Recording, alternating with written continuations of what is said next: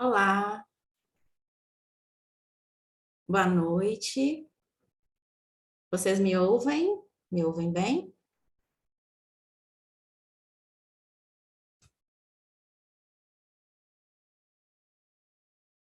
Ok? Bom, sejam todo mundo muito bem-vindo a esse encontro virtual. Hoje a gente vai conversar, né, sobre psicologia e o Sistema Único de Assistência Social, uma história e construção. Essa atividade está sendo gravada conosco aqui, as intérpretes de Libras, Carol e Gislene. Elas já chegaram, gente? Eu estou falando aqui, mas eu não estou vendo elas. Sim? Carol tá aqui. Carol. Ok, bem-vinda, Carol. É, então, gente, eu sou Marleide Marques, sou uma mulher branca, tenho cabelos castanhos, uso óculos de grau. Atrás de mim aqui tem um armário e uma parede branca. Eu sou psicóloga, eu sou uma trabalhadora do SUAS, trabalho aqui no CREAS, aqui em Patinga, estou conselheira e coordenadora da Comissão de Orientação em Psicologia e Política de Assistência Social do CRP, né? Essa comissão que a gente carinhosamente chama de Comissão do SUAS, né? É uma comissão, assim, que a gente tem, é um espaço, né, que a gente tem de orientação, de reflexão, de diálogo sobre a prática profissional, né? É também um ambiente de troca, de articulação e de formação política para as profissionais e as estudantes de psicologia inseridas no SUAS ou interessadas, né, na temática do SUAS, tanto na capital quanto no interior do estado, né? E nesse encontro de hoje, nós vamos fazer o lançamento e conversar sobre a cartilha A Psicologia no Sistema Único de Assistência Social, SUAS. O que temos a dizer? Essa cartilha foi produzida pela comissão, né, em parceria com as nossas colegas da Abrapso, do PSIND e do coletivo Articulando Redes. A proposta da cartilha é ser um guia de referências, né, sobre essas reflexões, orientações e notas técnicas produzidas pelo sistema Conselhos de Psicologia relativas à atuação da psicologia, da psicóloga e do psicólogo no SUAS, trazendo também algumas atualizações das normativas da legislação, né, da política de assistência social. Essas referências, elas estão indicadas nos hiperlinks ao longo de todo o texto da cartilha. Então, assim, essa será uma publicação exclusivamente virtual. Aí, a comunicação está publicando aí, né, a cartilha. Tá vendo? Ó, a gente foi colocando os hiperlinks ao longo do texto, sempre que tiver um interesse por um tema ou outro, é só clicar aí nessas partezinhas marcadas de vermelho, que vai te levar diretamente ao documento, ao texto, né, relativo aí à temática, né? Bom, então, assim, portanto, esse formato, né, a cartilha foi pensada mesmo para ser exclusivamente virtual, né, devido a esse modelo aí dos hiperlinks e tudo. Então, a gente não vai ter essa publicação em papel, tá? E assim, a gente escolheu essa data de hoje, né, para fazer esse lançamento, pensando assim em alusão ao Dia Nacional da Assistência Social, né, também chamado Dia D da Assistência Social, ou Dia D do SUAS, né, nesse dia, dia 7 de dezembro de 1993, foi promulgada a LOAS, né, como resultado de uma ampla mobilização da sociedade civil organizada, de trabalhadores, usuários, entidades, enfim, né? Então, assim, hoje é um dia para a gente refletir e comemorar os avanços que a LOAS trouxe para a sociedade brasileira, mas é também um tempo, assim, de pensarmos, né, nos retrocessos e no que ainda precisa avançar para que essa política chegue, de fato, a todos e todas que dela necessitem, né? Então, assim, sobretudo nesse momento, nesses tempos tão difíceis que a gente está vivendo, né? A gente está vivenciando aí uma pandemia, né, que tem aumentado consideravelmente as demandas por benefícios e serviços socioassistenciais, e ao mesmo tempo, né, a gente vê que está em curso o desmonte do SUAS e a volta de práticas assistencialistas, de políticas eleitoreiras, né, perpetradas pelo desgoverno federal, né? Então, assim, hoje é dia de comemorarmos pelos 28 anos da LOAS, mas é também um dia de luta, né? Porque nós não vamos aceitar nenhum direito a menos. Vivo SUAS, né? Então, assim, para conversar com a gente aqui hoje, nós convidamos as psicólogas que colaboraram com a gente na construção dessa cartilha, né? Então, elas vão apresentar aí essa as temáticas que elas redigiram na cartilha. Então, eu vou convidar as, as colegas, né, para que elas façam as suas contribuições, e à medida que elas forem, se elas iniciarem a sua apresentação, elas vão se apresentar e vão falar um pouquinho delas, tá? E aí, assim, durante o momento, enquanto elas estiverem apresentando, vocês, né, que nos acompanham, podem se manifestar pelo chat, tá? E colocar perguntas, podem colocar comentários, fiquem bem à vontade. E ao final, quando a gente finalizar essa rodada, né, de apresentações e de explanações, a gente abre para um bate-papo, e quem quiser solicitar abrir microfone, ou então a gente vai seguir também, tentar responder e conversar com vocês pelo chat também, tá bom? Então, assim, eu vou passar inicialmente agora para a Débora Ackerman, que vai ser a nossa primeira nossa primeira colega, né, que vai apresentar aí, fazer as suas explanações. Mas antes de a gente passar para a Débora, ou ao mesmo tempo passando para a Débora, eu peço que vocês, né, que todas e todos que nos acompanham aqui, se vocês puderem ligar as câmeras para que a gente possa ver as carinhas de todo mundo, acho que ficaria muito feliz, tá? Vamos lá? Débora, com você.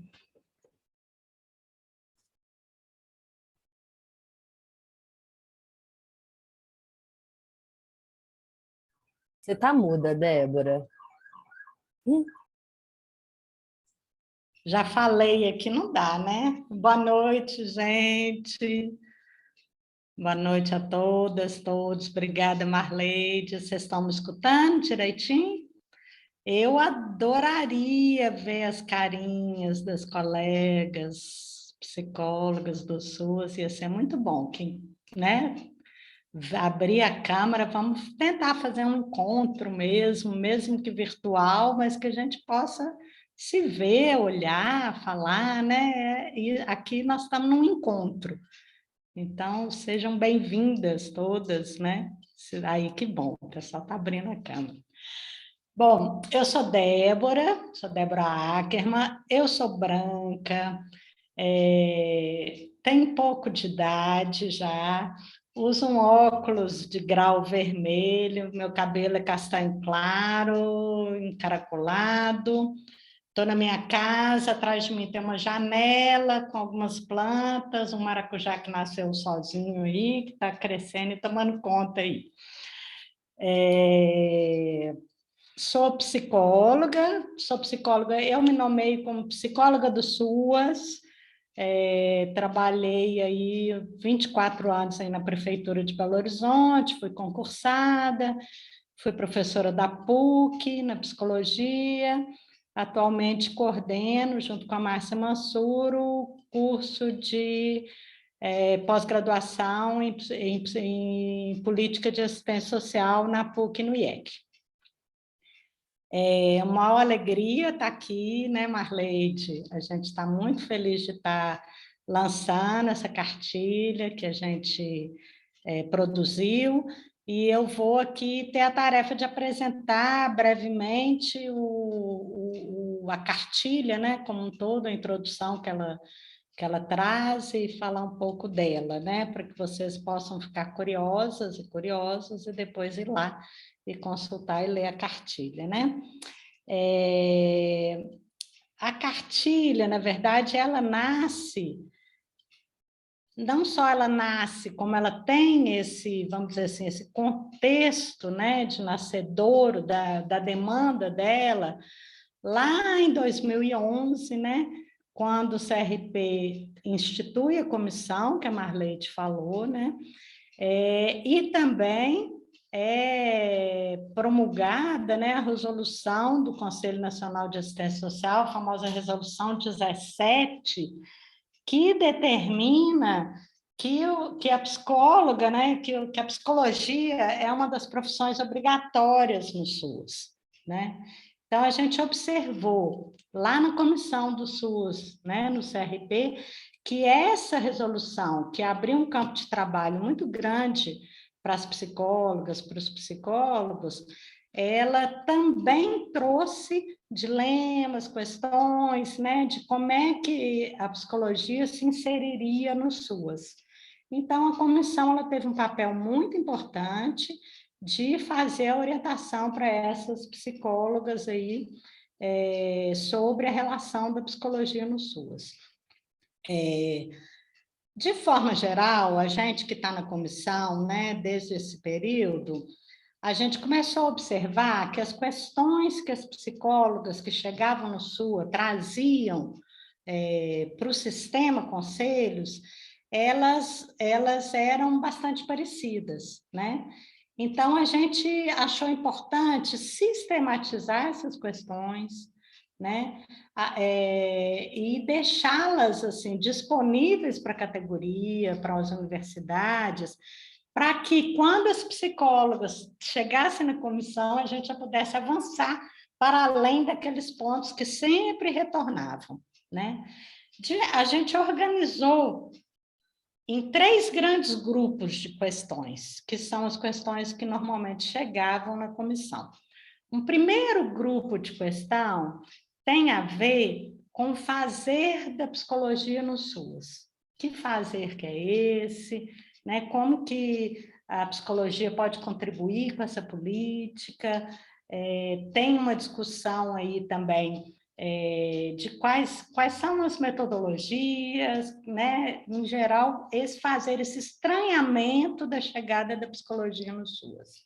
O segundo grupo de questões que sempre vinha para a comissão tem a ver com a institucionalidade da política. Então, as psicólogas chegavam na comissão... Estava aqui com o Wi-Fi disponível, que você apertou nela. Elizabeth... Tem alguém com o microfone... Isso. Então, as psicólogas chegavam na comissão com um estranhamento da política, né? Com a institucionalidade posta, seja com o estranhamento da posição dos gestores, né? Com clientelismos, com o estranhamento da sociedade, com a infraestrutura e precariedade das condições de trabalho. Então, todo esse universo que chegava também, a gente, né, organizou aí nesse segundo eixo de questões, vamos dizer assim. E o terceiro eixo de questões tem a ver com a relação com o sistema de justiça, que também tinha muito estranhamento e que também tem a exigência, né, para nós, psicólogos, de produção e elaboração de documentos, né?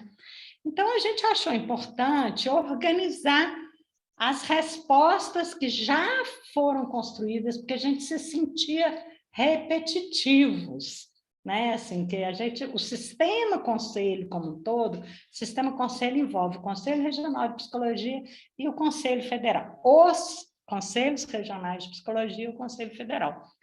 O sistema conselho como um todo já construiu várias respostas a esse tipo de questões que chegavam na comissão. Então, o que a Marleide falou, a gente achou importante sistematizar essas questões, né? E essas respostas que foram produzidas para que as pessoas já pudessem ir pesquisando e a gente conseguir alinhar, né? Ou nivelar esse nível de informações e de consensos que a psicologia já conseguiu construir dentro da sua, né, relação com os SUAS. Então, vou falar assim rapidamente também de cada um desses 3 grupos de questões. O que, né, em seguida, as colegas vão aprofundá-las.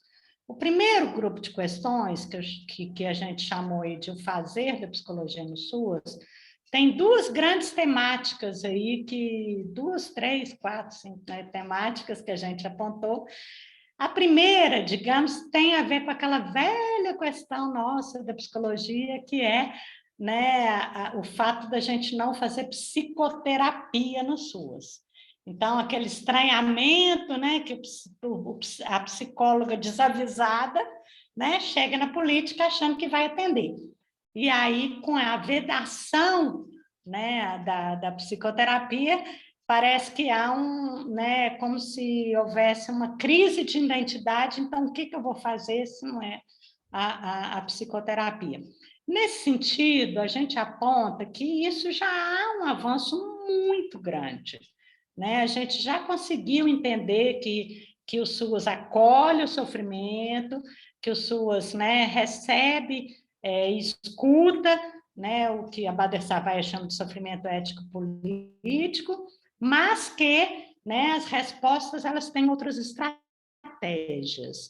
Então, a gente foi apontando aí na cartilha todos os links de produções do CFP no CREPOP, do CFP com a COMPAS, que é a Comissão Nacional de Política de Assistência Social, do CRP, que o CRP tem várias publicações, e também mostramos alguns seminários.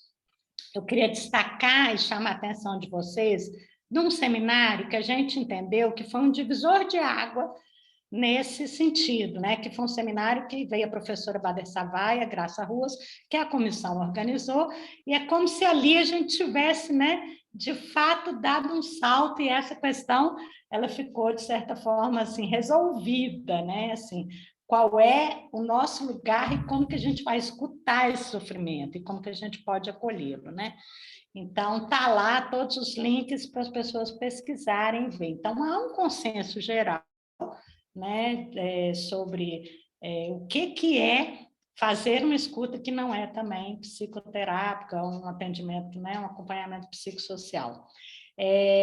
Outro ponto importante é a questão da interdisciplinariedade, né? A psicologia chega no SUAS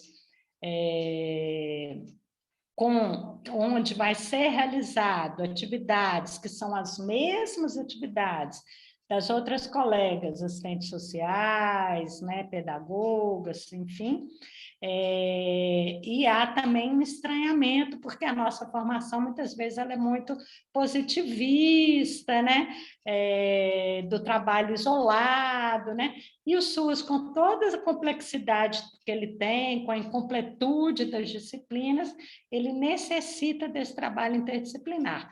Então, também a gente chama atenção e traz alguns apontamentos sobre a questão da interdisciplinariedade. Depois a gente traz também algumas discussões, né, que depois as colegas vão aprofundar, sobre a intersetorialidade, sobre o trabalho coletivo, que é uma grande contribuição que a psicologia tem para trazer para os SUAS, né, de métodos, de trabalhos coletivos no território, com grupos, e também sobre o benefício eventual, que até hoje a gente escuta lá aquela questão, mas o psicólogo pode conceder o benefício eventual. Então, assim, um dos objetivos que a gente teve, né, Marleide, com a cartilha, é de dizer as coisas com todas as letras, de forma bem, né, explicitada, para que a gente já não tenha nenhuma dúvida com relação com as questões, né? Bom, em relação ao fazer da psicologia no SUS, seriam esses os temas que a gente colocou, né? Depois, a gente entra nesse segundo bloco de questões que tem a ver com essa institucionalidade.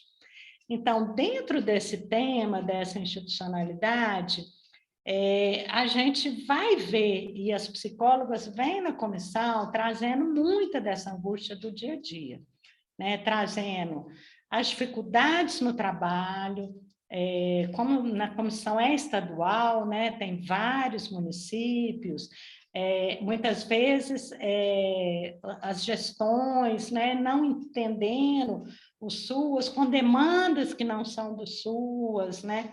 Isso que a Marleide falou aí no início, um certo assistencialismo, clientelismo, sempre voltando, uma sociedade que não entende programas de transferência de renda, né, como direito, então ainda todo um equívoco, né, o SUS ainda está em consolidação, então a gente, né, quando entra no SUS, tem uma... né, um estranhamento mesmo, né, do que eu vou fazer aqui. Então, muitas vezes, pensar que a gente vai atuar na construção dessa cultura de direitos, né, e que trabalho que é esse, então é muito importante, a gente traz algumas questões desse nível, né? No final da cartilha, com a importância da participação política da psicóloga, né? O CRP tem participado desde sempre, assim, desde então que a comissão começou em conselhos de assistência social, no fórum de trabalhadores, então a gente aprofunda um pouquinho nessas discussões, né, que são importantes, né, para a gente fazer avançar o SUAS e fazer avançar, e a psicologia tem muito de ser por isso, porque o nosso código de ética ele é alinhado com os direitos, então acho que a gente traz, né, essa interseccionalidade importante, né? E o terceiro grupo de questões que tem a ver com essa relação com o sistema de justiça, que também é um ponto importante, delicado, especialmente na proteção especial, né, de média e alta complexidade. Então, muitas vezes também a psicóloga fica aí sem saber, né, como responder as questões do judiciário, sem entender que essas são questões que a gestão tem que estar apoiando, enfim. Então, a gente aprofunda nisso, a questão da escuta especializada, né, que é um ponto importante que tem sido discutido hoje. Então, a psicologia tem um posicionamento, e aí a gente traz esse posicionamento para a cartilha também, tudo como a Marleide falou, com os hiperlinks, bem explicado. Nesse sentido, a gente traz também um debate sobre a elaboração de documentos, que tem a ver também com a interdisciplinariedade, tem sempre a questão que chega, posso ou não posso fazer um documento, assinar junto com a assistência social? Então, a nossa resolução hoje de elaboração de documentos já tem um posicionamento definido do trabalho, né, multiprofissional, interdisciplinar, então está colocado. Que mais? Eu acho que...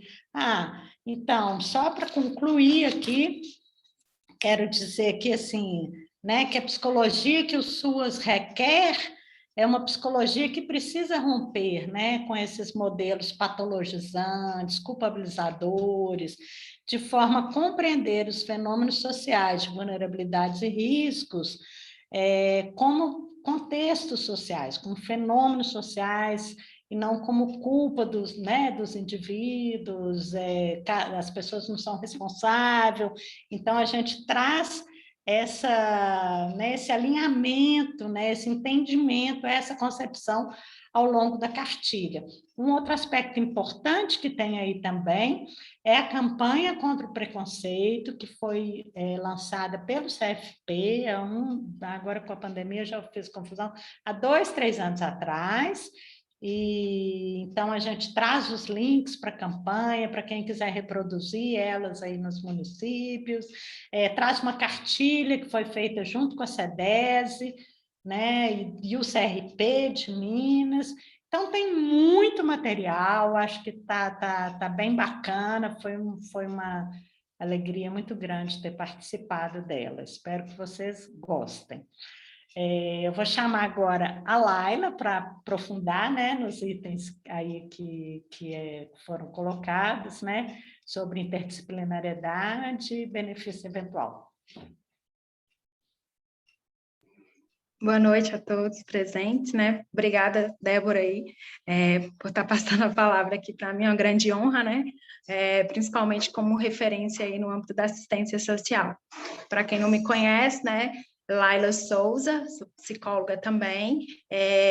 Hoje eu estou aqui de cabelos morena, cabelos pretos, né? Tenho uma franjinha acima da sobrancelha e algumas pessoas costumam me chamar de Índia Mensageira do SUAS. Então, se for para fortalecer as questões sobre a questão da política de assistência social, a gente está aí contribuindo, né? E atuo atualmente numa entidade municipalista, prestando orientação para os municípios, né?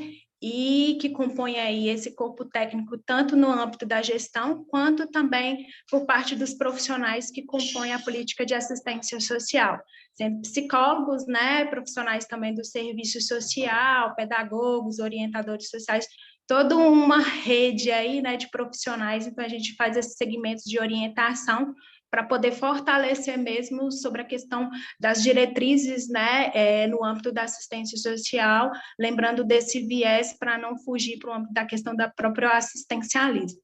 Então, estou aqui para poder estar contribuindo um pouco com vocês nessa parte do trabalho interdisciplinar e um pouco da fala na questão do benefício eventual. Lembrando que isso discorre também na cartilha, né, que foi produzida, de uma fala também simples para poder também estar acessando, né, as pessoas no âmbito do próprio cotidiano, tendo em vista que, às vezes, até no campo da própria academia, a gente tem um certo estranhamento, né, nessa questão que a gente incorpora um pouco na concepção da própria psicologia, da psicologia social, e quando você vai para o campo de trabalho, você precisa identificar que tem outros saberes que também estão ali dentro da nossa atuação e da nossa prática.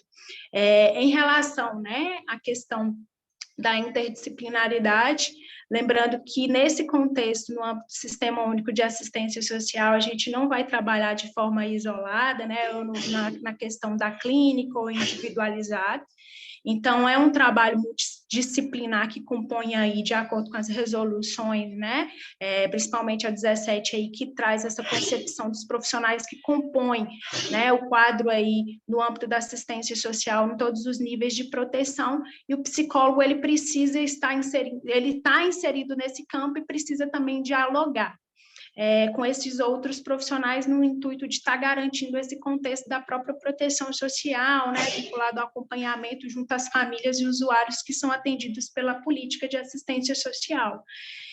Nessa concepção, a gente trouxe um pouco dentro da cartilha que a atuação ela é interdisciplinar, né? Então, o que vai diferenciar aí é a questão do próprio olhar do profissional, né? O que vincula mesmo a sua atuação. Lembrando que os guias de orientação, né, no âmbito da política de assistência, né, as normativas aí, elas trazem os profissionais de nível superior, traçando aí as atribuições específicas que precisam ser desenvolvidas com essas famílias que são atendidas pela política. Então, uma das grandes questões até que a gente faz essas orientações é que, primeiro, discorra na questão da própria atribuição, né, de qual lugar que você está ali, para que, no caso, venha a questão do olhar para poder estar contribuindo nesse aspecto do que a família está trazendo também. Que aí vem nessa concepção do diálogo com o outro profissional também. Então, de qualquer forma, quando a gente insere nesse campo de atuação, a gente vai ter que entender um pouco da política de assistência social, né? Não é somente o profissional do serviço social que tem que entender de tipificação, né? Da PNAS, então, de todo esse corpo teórico mesmo que baseia. Às vezes a gente até identifica, né, essa questão que tem o ato médico, e aí tem o ato do serviço social, não. Então, o psicólogo ele não fica por trás, né, desse profissional do serviço social, mas ele fica lado a lado para poder construir ali um alinhamento também vinculado às concepções dos efeitos que vão trazer no âmbito do próprio acompanhamento familiar, né, no que discorre aí a questão mesmo deste segmento para que essas famílias elas saiam dessa situação de violação de direito, né, de risco, do qual ela entrou ali para poder estar garantido o que no caso a própria política ela estabelece. Uma das questões também que é interessante que os profissionais eles possam estar atentos, né, é que não é um trabalho que somente às vezes a gente identifica nessa questão, o psicólogo ele vai atuar somente no aspecto grupal, e não é dessa forma, né? Ou então assim, olha, depois eu vou falar nos aspectos do benefício eventual. Eu não posso fazer um benefício eventual porque isso daí é atribuição do profissional de serviço social. Então, a gente traz um pouco essa questão do alinhamento, que as atribuições, elas são as mesmas, né? O que diferencia mesmo é essa questão do próprio olhar do profissional vinculado ao que foi o seu objeto de estudo, né? E aí tem essa questão que não há a função privativa. Então, a gente trabalha nesse corpo técnico de um todo, para que essas famílias elas possam sair e superar essas situações do qual ela entrou. Deixa eu ver aqui também, né? Nessa questão da perspectiva da interdisciplinaridade que a gente colocou, né? Que reconhece um pouco essa questão da incompletude, né? Das disciplinas e compreende um pouco da questão das próprias complexidades, dos fenômenos que são apresentados por essas famílias vivenciadas, né? No âmbito da assistência social, que de qualquer forma, ela identifica essa questão de uma análise mais objetiva e subjetiva em alguns contextos e que precisa também agregar esses outros profissionais nessa questão do próprio diálogo, na própria condução e discussão do caso. Então, isso foi, a gente trouxe isso na cartilha, né, de forma que vocês possam estar, que possa estar contribuindo um pouco sobre a questão da própria atuação, né, em defesa aí da própria concepção e fortalecendo também o nosso lugar, né, que está lá preconizado, que somos também profissionais dessa política e precisamos incorporar desse saber também, para que a gente possa falar desse lugar que ocupamos.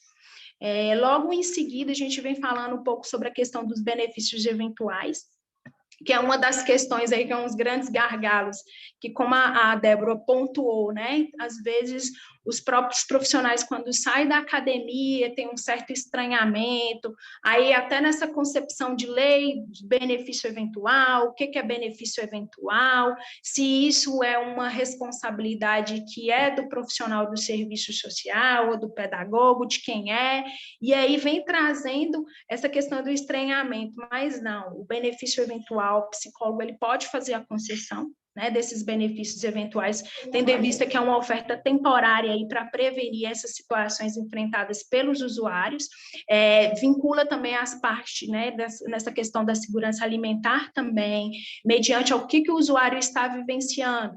Então, o psicólogo ele pode fazer essa concessão de benefício, né, mediante a sua avaliação específica. Então, em alguns casos, a gente até identifica, olha, Dona Maricota veio aqui e aí ela não concediu o benefício porque o profissional de serviço social não estava. Então, o psicólogo, né, ele pode estar fazendo essa concessão de benefício porque ele está acompanhando a família. Então, assim, a família ela está sendo acompanhada pelo serviço, então precisa estar garantindo aquela segurança específica do qual ou vulnerabilidade, né, que o usuário está vivenciando no intuito de estar garantindo essa proteção social. E aí tem algumas modalidades específicas, né? Tem a vulnerabilidade temporária, que envolve aí as questões que discorrem do auxílio à alimentação, né? Tem a questão de morte, auxílio funeral também, e de calamidade também pública, e principalmente no contexto que a gente está vivenciando, que no caso os próprios profissionais que estão inseridos nesse contexto fazem a avaliação e garante essa questão aí vinculada a essa proteção, aí a essa segurança, né? Tem algumas normativas também que pontuam da questão do profissional, né? Porque a gente percebe que, em alguns casos, tem essa questão da lei do benefício eventual, ele está lá inserindo somente o profissional do serviço social para poder fazer a concessão. Caso isso ocorra, precisa estar fazendo as atualizações, né, nessa questão da lei do benefício eventual, incluindo aí os dois profissionais ou técnico de referência, como somos chamados dentro mesmo da política de assistência social, do que faz o acompanhamento com aquelas famílias. E aí a gente traz algumas referências, né, do Conselho Federal de Serviço Social, que traz essa concepção aí do que pode, né, da equipe de referência no âmbito da concessão de benefícios eventuais. E aí, para poder contribuir um pouco, vem falando dessa questão desse segmento, tanto da interdisciplinaridade, quanto da questão da concessão de benefícios, porque faz parte também do próprio acompanhamento das famílias. Então, assim, não tem uma prática exclusiva que é somente do profissional do serviço social. Até tem algumas cartilhas de benefício eventual que vem atrelando, né, essa responsabilidade para a equipe de referência, né, daquele que acompanha aquele usuário. Então, não é algo privativo. Então, se caso isso vem acontecendo nos próprios municípios, né, na própria atuação de vocês podem estar verificando junto aos conselhos, junto à gestão, para poder estar fazendo essas modificações. E, às vezes, a gente até entende por falta de conhecimento, né, ou então porque está instituído em lei ali, dentro do âmbito municipal, e porque já faz essa prática, às vezes a gente não tem o poder de estar falando para estar modificando, mas aí vocês podem estar pontuando os documentos, as cartilhas, né, que mostra também que o profissional de psicologia ele pode conceder, né, essa questão do benefício eventual. Então, assim, é interessante que vocês possam estar atrelando essa questão aqui, que a gente trouxe de forma que possa estar contribuindo mesmo na prática, né, por conta do que a gente percebe quando os próprios profissionais estão ali na ponta executando o serviço. Então, assim, não tem muitas falas difíceis, né? Oi. Laila, conclua, por favor. Tá bom. Então, minha fala é isso. Mas aí a gente está à disposição de qualquer forma, trouxe essa questão do segmento do que é vivenciado na prática, que faz essa interlocução do trabalho em conjunto e principalmente de que psicólogo também concede benefício eventual, tá bom? Aí eu passo a palavra para a Thaís.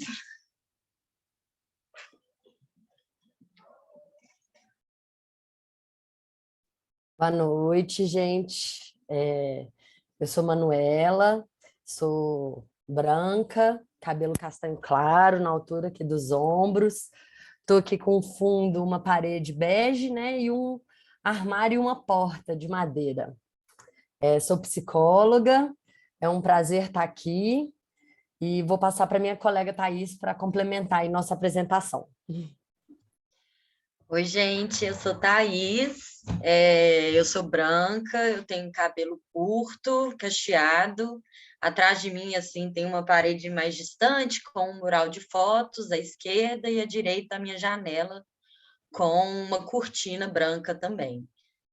Eu estou aí na faixa dos 20 e poucos anos e eu também sou psicóloga e, assim como a Manu, eu sou integrante do coletivo Articulando Redes. Só complementando, né? A gente, com o coletivo, a gente atua com mobilização e articulação comunitária. Estamos fazendo alguns trabalhos em alguns municípios aqui da região metropolitana e com alguns CRAs aqui em BH. E nós ficamos, né, com as demandas aí para entender um pouco melhor, vamos falar de uma forma um pouco integrada, que é do acompanhamento psicossocial das atividades coletivas e da intersetorialidade, né? Então, para começar, a gente começa o texto assim, né, no subcapítulo de acompanhamento psicossocial, apresentando não respostas, né, mas apresentando uma perspectiva que pode dar subsídios para as profissionais no seu cotidiano, né, uma perspectiva que a gente apreendendo, né, a gente apreendendo ela, a gente consegue pode nos ajudar na acolhida, né, no atendimento, no acompanhamento, nas atividades coletivas e nos encaminhamentos, né, que demandam aí proteção socioassistencial.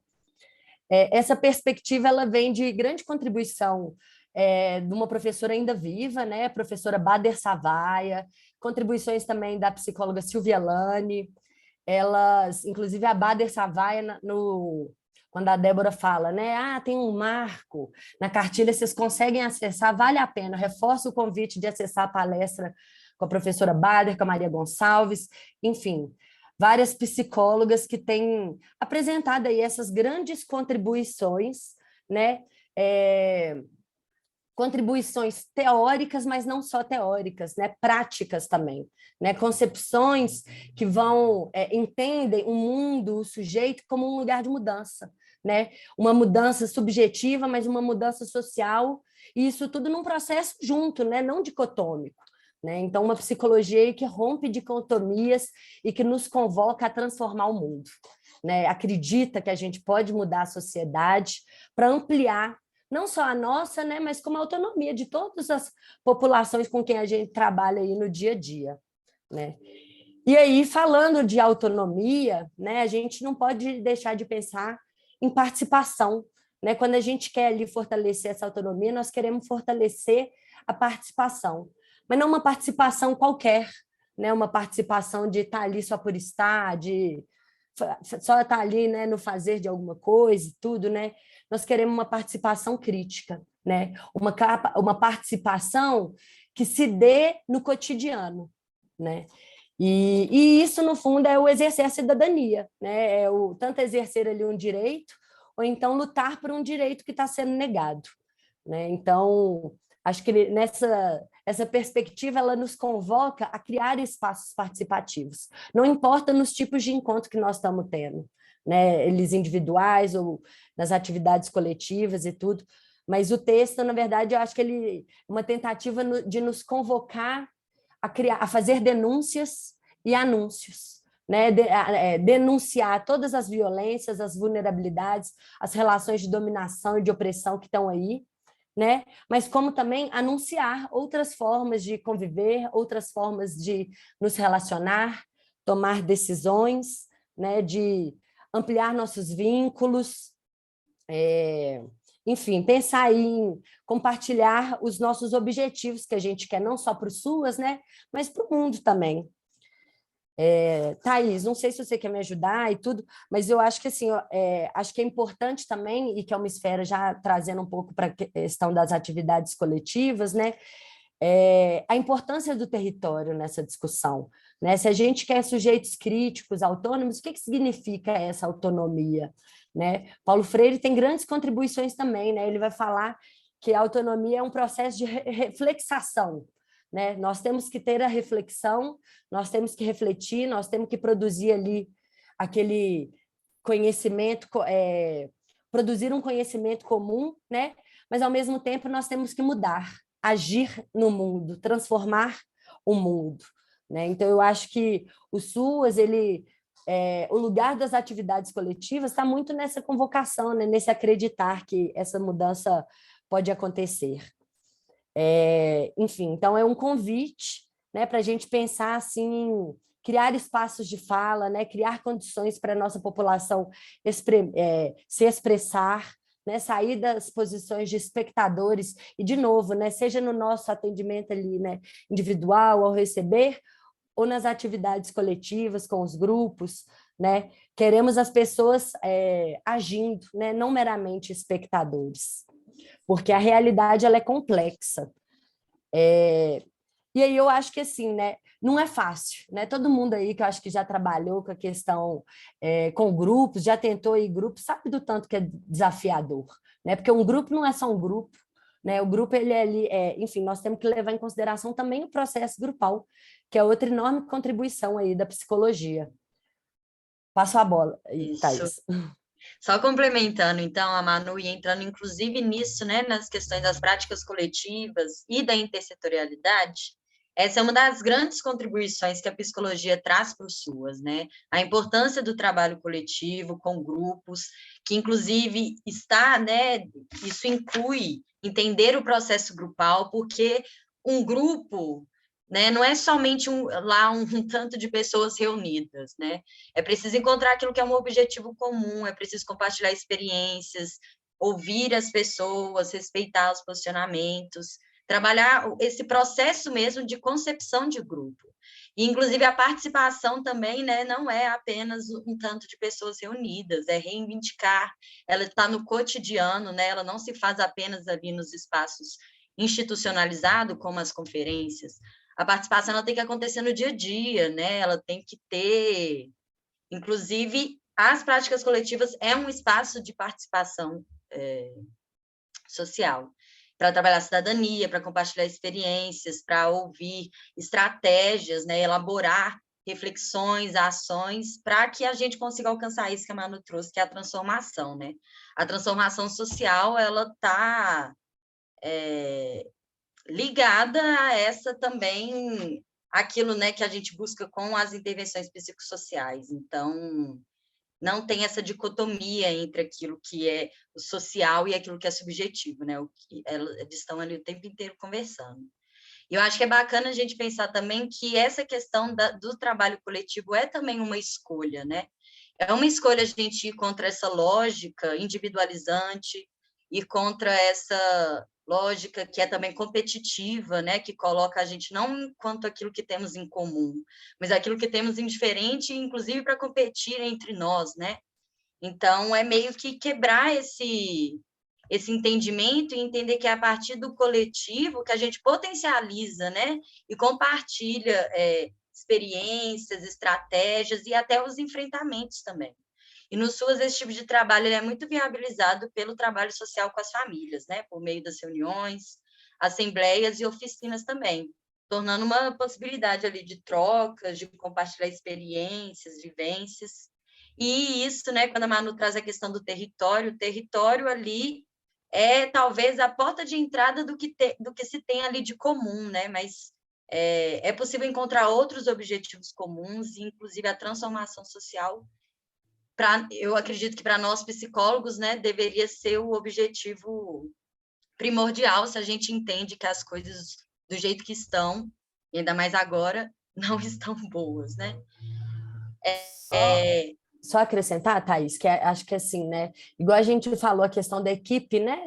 Das equipes e tudo, e com áreas diferentes, mas trabalhando em comum, né? Eu acho que isso também se traduz na questão da intersetorialidade, né? Nós estamos falando de problemas complexos, e nós estamos falando quando a gente decide analisar o território que nós estamos vivendo ou alguma situação que está afetando famílias desse território, jamais vai ser só assistência que vai dar conta. Então, é um outro convite, nos convoca, né, a ir para a rede, a provocar o trabalho em rede, insistir o trabalho em rede.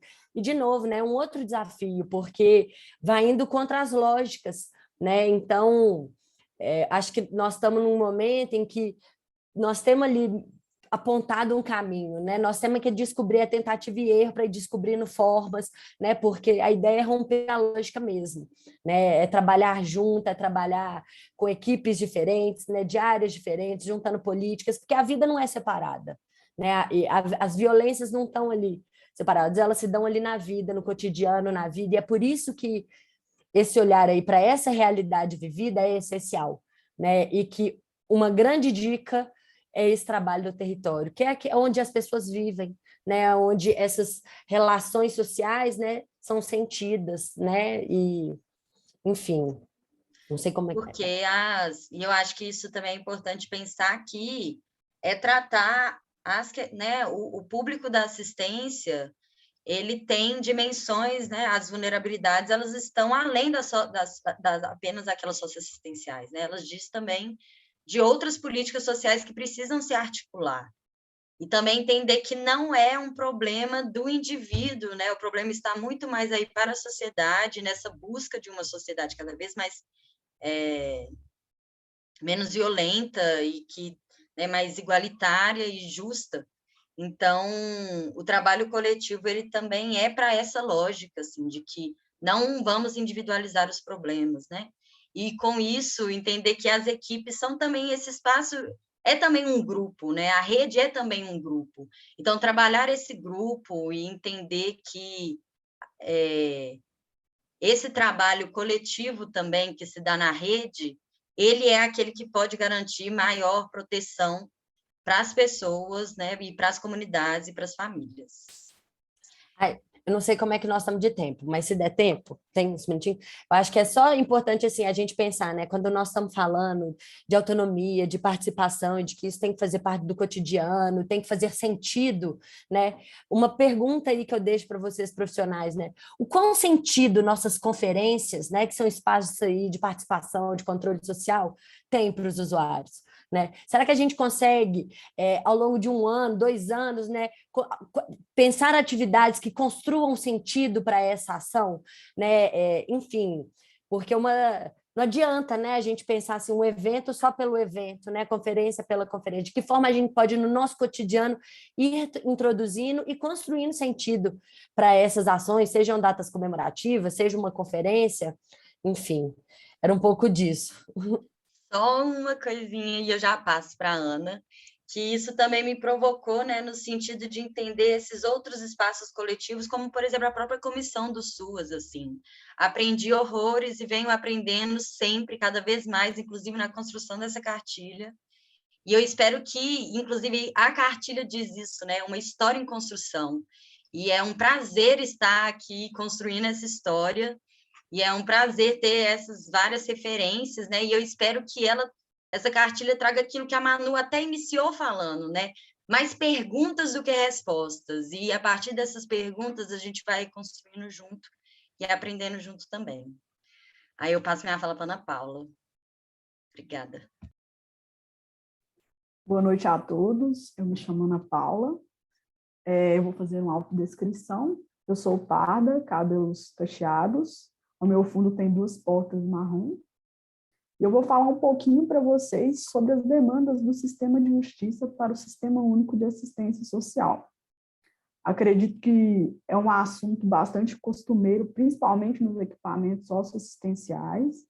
A nossa cartilha traz esse conteúdo também para vocês, para subsidiar aí, principalmente na hora de conseguir responder, né, essas solicitações que chegam para o Sistema Único de Assistência Social. E também para que vocês possam compreender mais sobre a função aí do técnico do SUAS, né, que difere totalmente do técnico do sistema de justiça. E muitas vezes, essas demandas do sistema de justiça, elas chegam para o equipamento e elas acabam extrapolando totalmente as nossas funções. A gente começa aqui, eu vou ressaltar, falando um pouquinho, né, sobre como que essas demandas chegam e que a nossa função é justamente essa, de garantir para esse usuário a proteção social e a garantia de direitos socioassistenciais. Nós também trazemos aí, né, um grande marco aí da Secretaria Nacional de Assistência Social, que é a nota técnica número 02 de 2016 aí, que ela vem falar um pouquinho aí de como seria a nossa atuação, né, enquanto profissionais da equipe técnica de referência no âmbito do Sistema Único de Assistência Social, e também para subsidiar o diálogo, né, com esses órgãos do sistema de justiça, porque algo que a Débora trouxe, e novamente eu vou trazer aqui, ressaltando, é a questão da importância só um minuto, dos gestores aí estarem articulando com o sistema de justiça os fluxos de atendimento, que é algo bastante importante aí para cada um na rede entender o seu papel. Porque o que a gente vê é o seguinte, muitas vezes o sistema de justiça ele não consegue compreender até hoje qual é a função da política de assistência social, uma política pública instituída, né, que foge totalmente aí do poder judiciário, ou até mesmo da função que essa equipe técnica ou multidisciplinar do judiciário desempenha. A gente traz também aí um documento bastante importante da Comissão Nacional de Psicologia na Assistência Social, né, que vai falar das demandas, principais demandas aí que chegam para os profissionais na política pública de saúde e de assistência social também.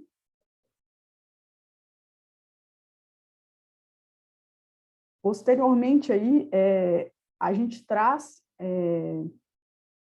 algumas orientações por exercício, né, profissional, né, e também, assim, que vai subsidiar a orientação para produzir documentos, que é a nota técnica 001 de 2016, que vai falar sobre as orientações sobre documentos elaborados por psicólogos e psicólogas no âmbito do Sistema Único de Assistência Social, e também o caderno de orientações para a elaboração de relatórios técnicos socioassistenciais, aspectos éticos, técnicos e metodológicos, que vem falar novamente um pouquinho aí sobre a questão dos fluxos de atendimento, sobre a questão da escuta também, né, que deveria ser uma escuta espontânea, uma escuta que faz parte aí do atendimento. Posteriormente, a gente achou bastante importante aqui trazer, a Marleide está aí, um pouquinho também sobre a escuta especializada, né, no Sistema Único de Assistência Social. A gente começa aí pela Lei 3.431, estabelecendo o que é a escuta, né, especializada, que é essa entrevista sobre situação de violência com criança ou adolescente, né? A gente também traz a lei aí, que é bastante importante, que ela traz de uma forma até mesmo mais detalhada, que é a lei, o decreto, quer dizer, 9.603, sobre o que seria essa escuta e qual é o papel de cada um na rede. Novamente, eu enfatizo aí, né, que o nosso trabalho desenvolvido, ele vem para oferecer ao usuário o quê? Uma proteção integral. Também trazemos assim, uma perspectiva até mesmo um pouco histórica, falando um pouquinho, né, de como começou esses debates, essas reflexões aí sobre a escuta especializada. Temos aqui alguns documentos, né, que é a publicação do Conselho Federal de Psicologia, falando sério sobre a escuta de crianças e adolescentes envolvidos em situação de violência e a rede de proteção. Também tem um evento realizado pelo CRP, que vai falar um pouquinho sobre o depoimento especial, o embate entre a escuta psicológica e a inquirição. Também temos outro parecer, né, que o Conselho Federal de Psicologia ele se manifesta totalmente contrário aí, né, à prática de escuta especial de crianças e adolescentes vítimas de violência, abuso ou exploração sexual.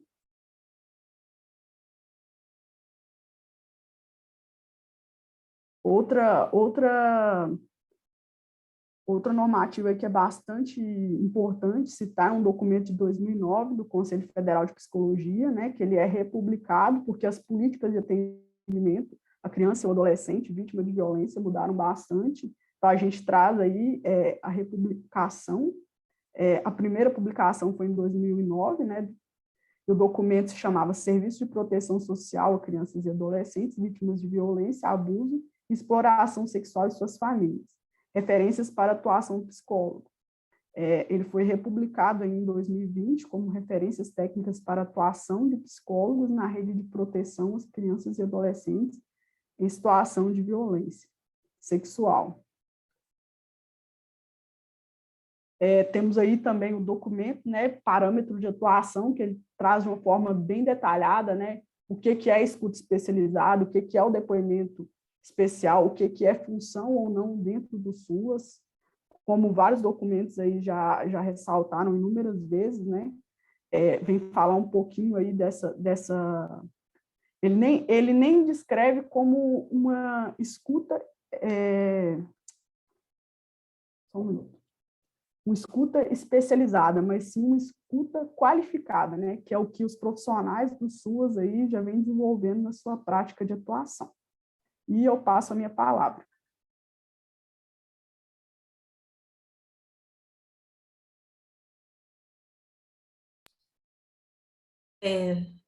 Luanda. Fiquei na dúvida se era eu mesma. É você, Luanda. Boa noite a todas, todos e todes. Eu sou Luanda, sou psicóloga, trabalhadora do SUAS e estou na diretoria do PSIND, do nosso Sindicato de Psicólogas e Psicólogos do Estado, na condição de presidenta. É muito bom poder participar desse momento, né? Ah, minha autodescrição, eu sou uma mulher preta, hoje eu estou com os cabelos presos, com coque, disfarçando quem não lavou o cabelo, batom vermelho, e ao fundo tem uma janela com uma cortina branca, do meu lado uma porta. E é isso, né? Hoje eu estou muito feliz, né, de poder participar desse momento. Eu acho que é essencial para a gente que está, né, que trabalha, que está na ponta aí dessas referências, dessas orientações, e essa ideia da cartilha foi muito boa, muito legal para que a gente consiga aglutinar mesmo, né, essas diversas orientações que a gente já tem construído no campo da psicologia. E a gente, né, e aí eu vou falar enquanto PSIND, enquanto sindicato, nós temos contribuído aí na parte da participação social, né? E o quanto que pode ser potente mesmo essa participação política nossa, de psicólogas e psicólogos no SUAS, e o quanto que isso é essencial também, né? Então, na cartilha a gente traz aí as diversas formas de participação que podem ser propiciadas para nós, trabalhadoras do SUAS, e aí eu acho interessante porque daí a gente já não fala somente de nós psicólogas, mas de nós trabalhadoras do SUAS, incluindo inclusive trabalhadoras do nível médio, do nível fundamental, e aí chamando, né, nós psicólogos para essa responsabilidade também de mobilizar trabalhadoras e trabalhadoras e de participar enquanto trabalhadoras e trabalhadoras. E a gente fala dessas diversas instâncias, né, de participação política. Nós estamos vivendo um momento político no nosso país, uma conjuntura complicada, em que se falar de política, às vezes, se torna um grande problema, né? Enfim, a gente tem aí um contexto bem difícil, né, nesse momento. Mas é muito importante a gente entender que essa dimensão política, ela perpassa em todas as nossas relações. E na construção de uma política pública, a nossa participação ela é muito essencial, ela é muito importante. Somos nós, trabalhadoras e trabalhadores, que estamos ali na ponta, que estamos executando serviços, que estamos em contato com os usuários, com as usuárias, que estamos sabendo o que está chegando de demanda, o que está precisando ser adaptado, o que está precisando avançar na política de assistência. E se a gente não participa disso, como é que fica? Né? A gente não agrega no crescimento da própria política. Então, participar é também participar politicamente da política do SUAS, é também a gente contribuir para o avanço, né, dessa política que nos é tão cara, que é tão importante. E um outro fator importante e relevante da participação é que a gente se fortalece, né, enquanto coletivo, enquanto trabalhadoras e trabalhadores. A gente agrega conhecimento, então a gente diz que participar desses espaços é também nos capacitar, porque a gente aprende muito, e aí eu falo inclusive por mim, né, participando em Conselho Estadual de Assistência, participando de fórum de trabalhadores, o quanto que a gente aprende, e isso também nos traz uma força, né, para a gente poder seguir em frente. E aí, então, eu acho que é importante, rapidamente, destrinchar aí um pouco do que são esses espaços, né? Qual que é esse universo de participação que a gente pode estar presente, que a gente vai estar lá na cartilha, estar lá com os hiperlinks. O primeiro deles que eu vou falar são os fóruns de trabalhadores, assim. E aí eu acho que é super importante mesmo que a gente comece a conversar sobre esse tema para a gente poder diferenciar o que é uma organização sindical, que também é importante na participação de trabalhadores, mas o que é isso, esse fórum de trabalhadores? O fórum ele vem com essa ideia de articular trabalhadores e trabalhadoras a nível ou municipal, ou a nível regional, ou a nível estadual e a nível nacional, né? Para que a gente consiga ali, ao mesmo tempo, discutir a política de assistência, propor avanços, discutir o que a gente está vivenciando no trabalho, e o objetivo maior do fórum é fortalecer a política de assistência social, né? É enriquecê-la, é engrandecê-la. Então, terão pautas que são específicas para nós, trabalhadores, sim, né? A pauta da vacinação das trabalhadoras do SUS foi uma pauta forte, tanto no Fórum Estadual quanto no Fórum Nacional. Mas por quê? Ela não era uma pauta corporativista, não era uma pauta que a gente estava querendo só a vacina e pronto. Não, porque a gente entendeu que nesse momento a população usuária estava precisando da gente mais do que nunca. E como é que a gente poderia ofertar um atendimento de qualidade e com segurança se a gente também não tivesse acesso à vacina? Né? Então, está tudo aí ligado no todo. A gente tem aqui em Minas o nosso Fórum Estadual de Trabalhadoras e Trabalhadores do SUAS, que está em funcionamento, que eu estou na coordenação, a Marleide está na coordenação, que tem uma cadeira, né, e recentemente ganhou a eleição de novo para poder compor o Conselho Estadual de Assistência. A partir do Fórum Estadual de Trabalhadores, que dentro dele, né, nós temos representações de vários fóruns municipais, vários fóruns regionais e as nossas entidades, CRP, PSIND, CRES, Sintibref, várias outras entidades. A gente também participa do Fórum Nacional de Trabalhadoras e Trabalhadores do SUAS, e lá no Fórum Nacional a gente tem essa articulação com todos, né? A gente tem essa possibilidade de trocar experiências com as vivências de trabalhadoras de todo o país. E a nível municipal e regional, nós temos a organização de fóruns também. Então, municípios maiores, né? A gente tem a articulação aí dos fóruns municipais, e a gente tem essa possibilidade dos fóruns regionais para aglutinar municípios menores, para fortalecer a luta dos trabalhadores também nesses municípios, porque a gente entende que a participação política às vezes pode ser um problema, né? Individualmente para aquela trabalhadora, aquele trabalhador, e é por isso que a gente precisa se fortalecer no coletivo. E aí, uma outra forma, né, de participação é nos conselhos, no controle social, né? E aí, da mesma forma como no fórum, né, a gente entende que a nossa participação nos conselhos municipal, estadual e nacional de assistência é legítima e necessária. Então, principalmente nos conselhos municipais, é importante a gente visualizar a nossa participação enquanto trabalhadoras, porque o que tem acontecido muito, né, que nos conselhos municipais de assistência não existe, de fato, uma cadeira para trabalhadoras, e às vezes trabalhadoras estão lá representando gestão, às vezes estão lá representando entidades, e a gente se atentar para as legislações que trazem, né? Inclusive, né, a importância e a obrigatoriedade da cadeira de trabalhadores compondo aí a sociedade civil num conselho municipal.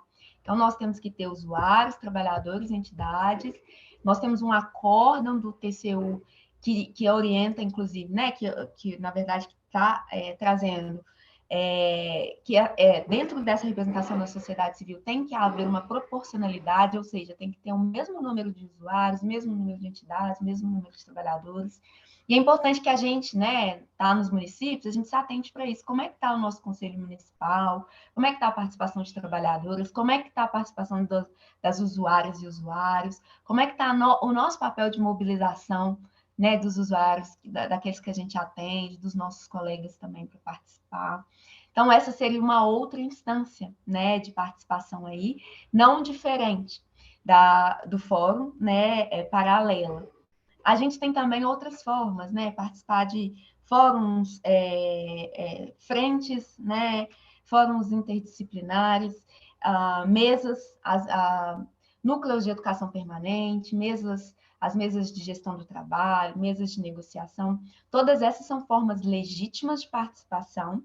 E aí eu disse, né, quando eu estava falando dos fóruns, que a gente precisa se atentar para o fato de que nesses locais estejam realmente representados trabalhadoras e trabalhadores, porque a gente tem, em muitos casos, uma representação que não é de fato de trabalhadoras, e aí para a gente se orientar, né, quem é que representa trabalhadores, quem é trabalhador de SUAS?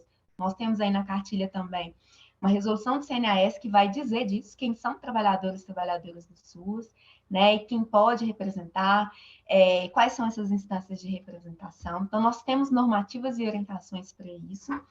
E, por fim, eu acho que é super importante e relevante a gente trazer um pouco da questão de como é que essa participação ela tem que ser incentivada.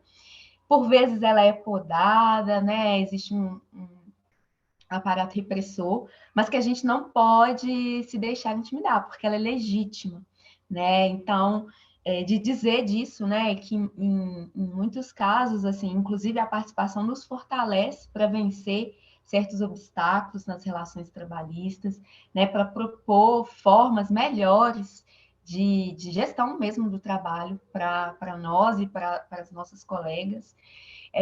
Então, que a participação política, ela nunca pode ser impedida por medo, por algum tipo de assédio, né? Principalmente porque ela faz parte, a gente entende, né, na concepção dos documentos que nos embasam, enquanto política de assistência social, que a participação ela faz parte do processo de trabalho do SUS, né? Então, ela é tão importante quanto um atendimento que a gente faz lá no equipamento, tão importante quanto uma reunião que a gente faz.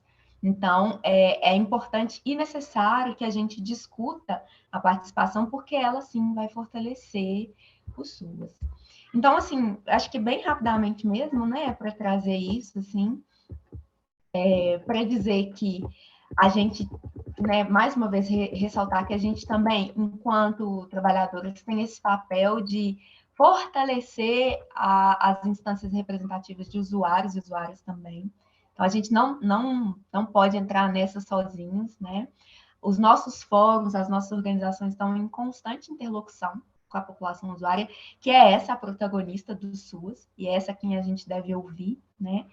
Então, é também o nosso papel político, né, e de participação, a gente fazer isso no nosso cotidiano de trabalho e atividades, né, fortalecer aí a participação dos usuários e das usuárias.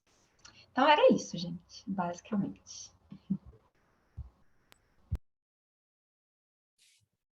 Bom, gente, nossa, só agradecer mesmo, meninas, a fala de vocês, né? Todas, assim, me representam.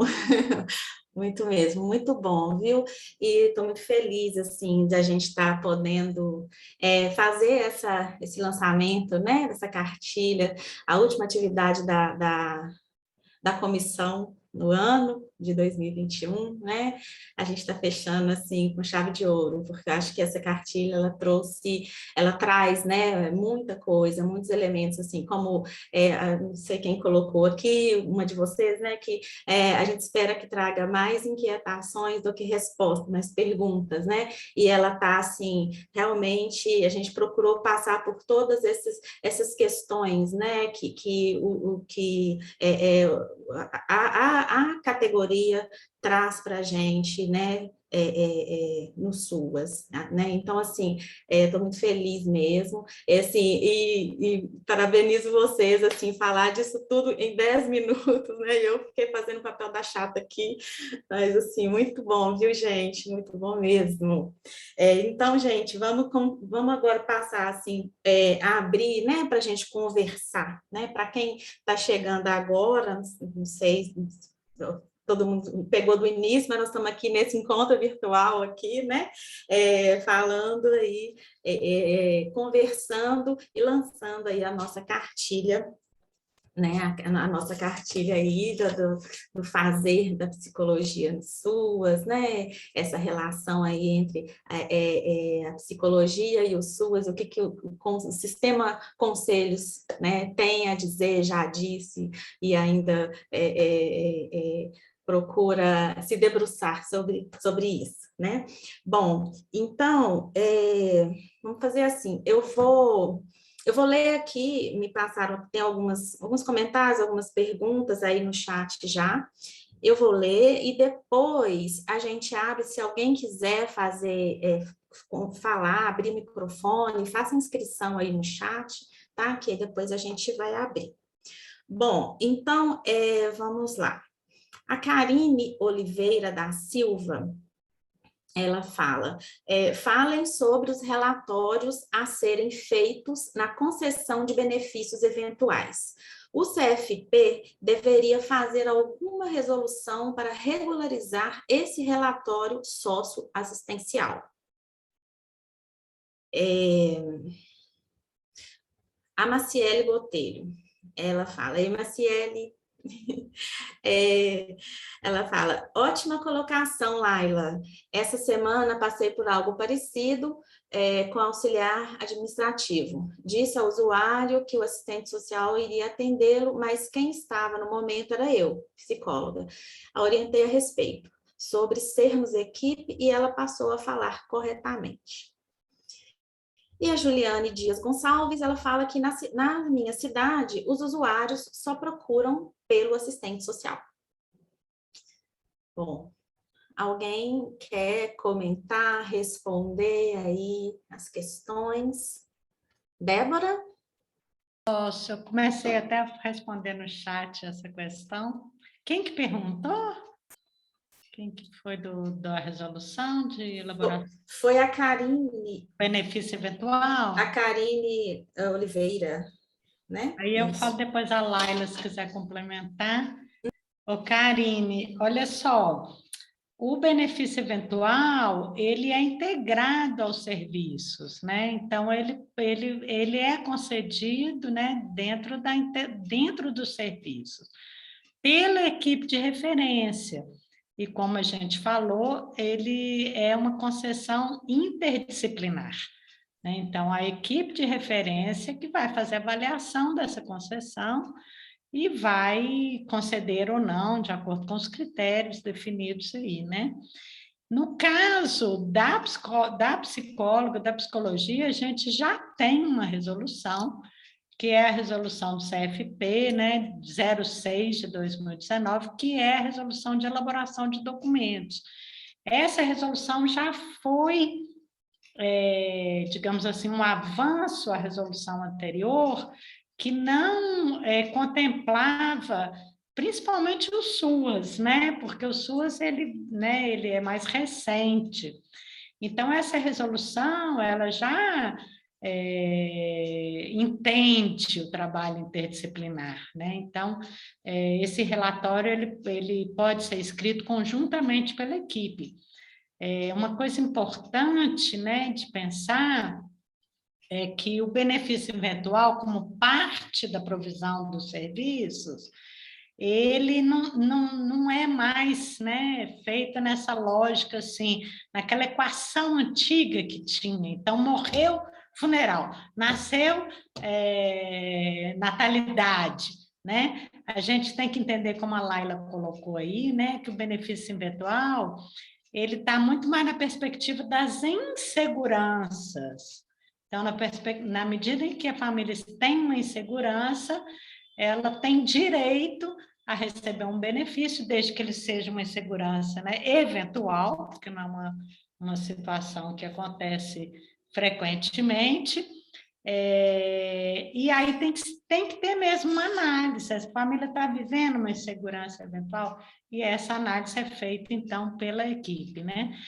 Na cartilha, a gente chama, e tem um link da resolução de benefício eventual que foi aprovada no Conselho Estadual de Assistência Social. Acho que ela é uma referência muito bacana, foi um trabalho muito exaustivo, o CRP participou disso, né? Eu, na época, eu estava na CEDES, várias pessoas que estão aqui participaram desse processo, então foi bastante discutida, então acho que é uma referência interessante. E dizer, então, que o CFP, ele regula a atuação das psicólogas, então ele não faz especificamente uma regulação para a política. Então, no nosso exercício, a gente tem que olhar as resoluções do CFP que nos regulam e também as resoluções da política. Ambas, né, dialogando é que vão nos dar aí o caminho para a gente fazer essa elaboração. Então, não é que na ausência, eu estou só retomando aqui, está em diálogo com o chat, na ausência do assistente social, o psicólogo atende aquela demanda. Sim, os psicólogos podem atender, né? E o trabalho interdisciplinar significa que eles têm que estar juntos, né? Ele pode debater, né? Ele faz parte da equipe. E ela, a Karine, né? Ela fala Né? O psicólogo precisa atender aquela demanda, em caso positivo da vulnerabilidade da família, o benefício pode ser concedido. Mas aí nós, psicólogos, fazemos um relatório? Não. Necessariamente, concede ou não, né? O benefício eventual não tem necessidade de se fazer um relatório sobre ele, né? Pois é, posso falar, Marlene? Pode, então, por favor. E outras pessoas, né? Essa é uma dúvida, né? Que eu escuto demais, como eu estou muito em sala de aula, em processos, né, de formação dos profissionais do SUAS, essa é uma dúvida muito recorrente. Só queria completar o que a Débora falou, que eu acho que ela já foi muito clara, é que nós, psicólogos, precisamos ajudar a desconstruir essa ideia de que benefício eventual é atribuição de assistente social. Então, a primeira coisa, Karine, que a gente tem que entender que não é na falta do assistente social que o psicólogo vai fazer o benefício, não tem nada disso, não. É o que Débora falou muito claro. Nós somos uma equipe de referência. Então, nesse sentido, né, os profissionais que estão no serviço, não é nem no CRAS, é que estão no PAIF ou no serviço de convivência, né, que está, né, associado ao equipamento CRAS, porque CRAS não é serviço, isso é outra coisa importante que a gente não pode esquecer. Agora, a gente sempre chama atenção que ainda existem muitos municípios nos quais tem uma lei de benefício eventual que já caducou há anos, mas a lei continua lá, que exige, né, um documento privativo do assistente social para atribuição de benefício assistencial. O problema está na lei, essa lei tem que ser mudada. Já existem várias orientações do próprio Ministério fazendo como que a gente fala, chamando a atenção para esse fato. Então, acho que é importante a gente entender isso, só queria complementar. Maju, é muito bom a sua fala. Inclusive, na cartilha, a gente coloca essa resolução do SEAS que a Débora citou, a resolução é de 2019, né? Nessa resolução do SEAS, está lá que o benefício eventual ele é da competência da equipe, né, do CREAS, então a psicóloga e assistente social, e também a gente colocou na cartilha, inclusive, um documento, uma nota técnica do CEFES, que é o Conselho Federal de Serviço Social, onde eles também fazem essa discussão, colocando, gente, olha aqui, benefício eventual não é privativo do assistente social. Por que que não? Porque a única coisa que é privativa do assistente social é fazer relatório econômico, né? Uma coisa assim. E não precisa, para fazer o benefício eventual, não precisa de fazer relatório socioeconômico. É só a gente, uma avaliação do técnico, de quem está acompanhando ali, né? Enfim, então, realmente, como a Maju colocou, precisa cair, derrubar, ou modificar as leis municipais que estão caducas, né? Que elas são lá do início, lá do passado, e não acompanharam essas modificações. Marleide, no caso aí, ela também pontua se é necessário, né, fazer essa questão dessa construção desse relatório, porque em alguns casos os municípios solicitam, porque está na lei de benefício eventual do municipal, né, que faça esse encaminhamento para a gestão, para que, no caso, faz encaminhamento também no âmbito, né, da própria prefeitura para poder conceder. E aí tem algumas questões que o técnico até pontua o que pode ser colocado dentro desse relatório, né? E aí isso traz algumas discussões, se pode ou não pode, mas lembrando que também está lá dentro, né, da avaliação que é feita pelo profissional, né, pelos profissionais aí vinculado ao acompanhamento que é realizado, e como a Débora colocou, né, para poder contribuir naquele momento, né, específico mesmo a própria concessão de benefício mediante a situação de vulnerabilidade vivenciada. Então, é pedido, em alguns casos, esse relatório para poder fazer esse trâmite, né, operacional aí, para que a gestão conceda, né, mas eu acho que ainda precisa estar em discussão até com a questão da gestão, até que pé, né, pode ser encaminhado ou não. Acho que isso carece outras discussões também, entendeu? Para poder estar contribuindo com os profissionais. Laila, eu só queria complementar o que você traz e a importância da participação nesse momento, né? A gente tem uma resolução no CEAS que foi muito discutida, né? Eu estava lá como conselheira também. E os municípios precisam se organizar para ir atualizando suas leis e resoluções.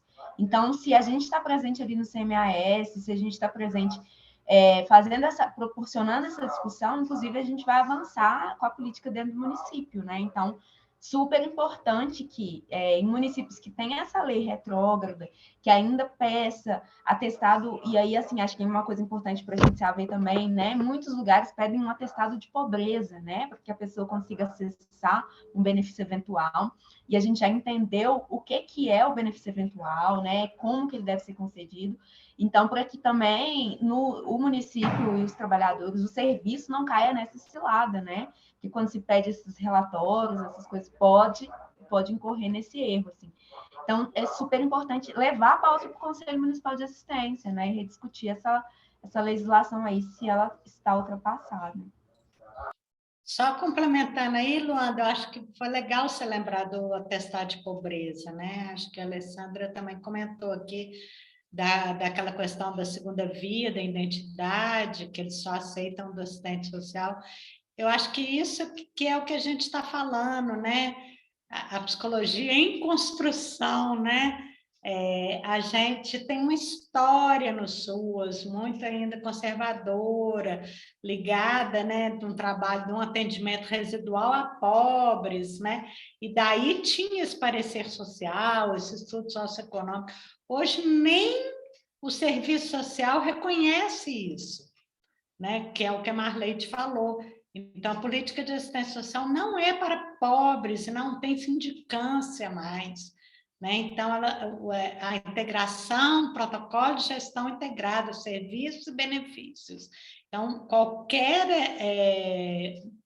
profissional da equipe de referência da básica, da média e da alta complexidade podem conceder benefícios. Se não for assim no seu município, como a Luanda falou, tem que articular, tem que discutir.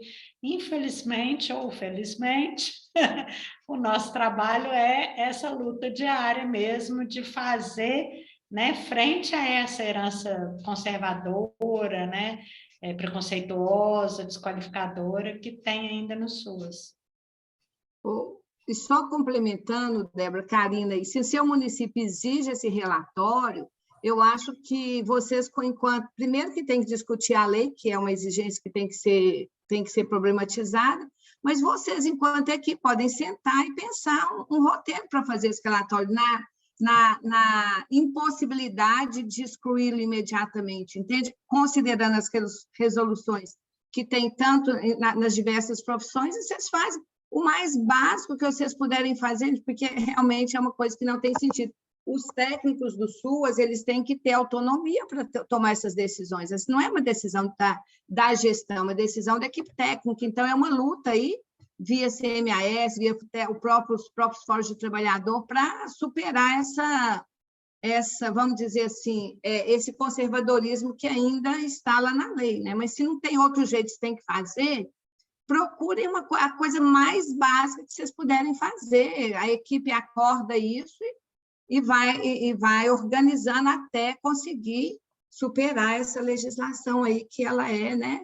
Ela é lá do assistencialismo, né? Karina, você quer falar? Karine, que levantou aí a discussão. Ok? A Alessandra também está trazendo, a Alessandra tem sempre trago essa questão, né, Alessandra, que o AI não aceita alguns documentos, né? Isso aí foi uma lei também, uma portaria, né, que o próprio Instituto de Identificação fez para impor para o SUAS, né? Enfim, isso já é uma outra treta, né? Que infelizmente a gente está aí enfrentando muitos municípios mesmo no estado, né? E isso não é uma pauta recorrente, né, no conselho, tem tido essa intermediação para poder negociar, porque a portaria não vem do SUAS, e sim do Instituto de Identificação. Né? Exatamente. Bom, gente, mas assim, continuando aqui nos comentários, pegando aqui no chat, a Alessandra, a Cássia Lacerda, ela fala, boa noite, eu iniciei no SUAS em 2010, em Contagem, fico super feliz de ver um momento como este, avançamos muito nas reflexões, atuações e produção de materiais, parabéns. E Cássia, também fico muito feliz, obrigada pela participação. E Thaís Santos, percebo que no equipamento CRAS, o profissional da psicologia... Ai, gente, peraí, perdi aqui. Tá. O profissional da psicologia é desvalorizado. O próprio nome do equipamento é excludente e generalista, evidenciando o assistente social, quando, na verdade, o trabalho é interdisciplinar. Acho que aí é um pouco de confusão que as pessoas fazem, né? Que é o sistema único da assistência social, né? E o CRAS é o centro de referência da assistência social dessa política, não do assistente social, né? Eu acho que muita gente faz muito essa confusão, né? Mas o assistente social, ele é um profissional do serviço social, né? Não da assistência social, enfim. Maju, tá fechado seu áudio. Não, só brincando, eu costumo falar, gente, que é igual saúde, né?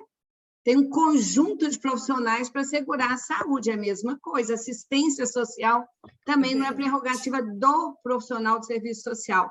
Eu acho que nós precisamos de nos qualificarmos cada vez mais para a gente sustentar esse discurso, né? A questão do socioassistencial é uma coisa muito mais abrangente e da política, por isso que eu acho que a questão das seguranças que vocês já trouxeram aqui nos ajuda muito, né? Que essa garantia das seguranças protetivas é algo muito maior do que a ideia, né, do serviço do profissional da assistência social. É só a gente lembrar do médico, se o médico ficar sozinho, ele não consegue garantir a saúde da população. Se o assistente social ficar sozinho também, ele não consegue garantir as seguranças protetivas.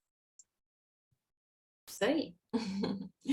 Apesar do médico continuar achando que ele é que garante a saúde. Então, é um problema que nós vamos enfrentar, mas a gente tem que ter argumentos. Isso aí, a gente tem que se qualificar para isso, né? Para a gente entender que a gente faz parte dessa equipe, né? E estamos ali num trabalho interdisciplinar com o assistente social, né? Bom, gente, nós vamos aqui, então já são 8h36, vamos ir caminhando, né? Estamos caminhando para o final do nosso bate-papo aqui. Vou ler mais um pouco aqui os comentários que vocês estão fazendo aí no chat. Vocês não estão abrindo o áudio, né? Então eu vou ler aqui, tá? Bom, a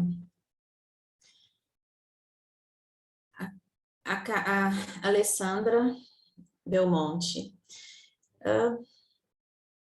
Não, acho que eu já estou confusa aqui nas minhas... Acho que eu já li o seu, né, Alessandra?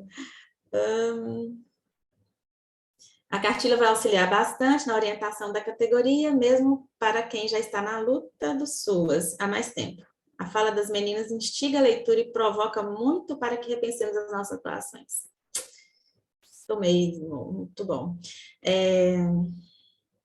Agora, a Caroline, ela continua aqui, você continua, né, Carol, falando aqui da sua questão, né?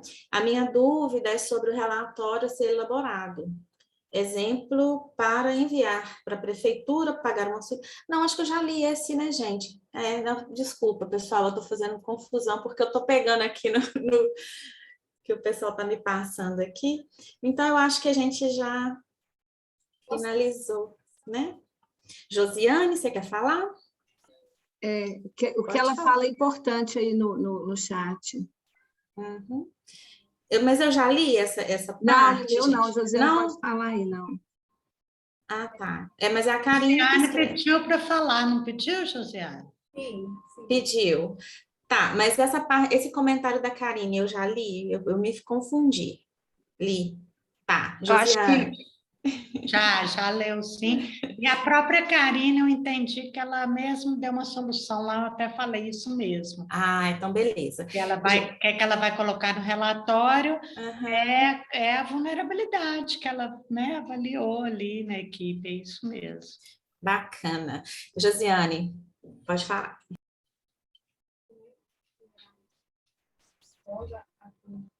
Pessoas e atores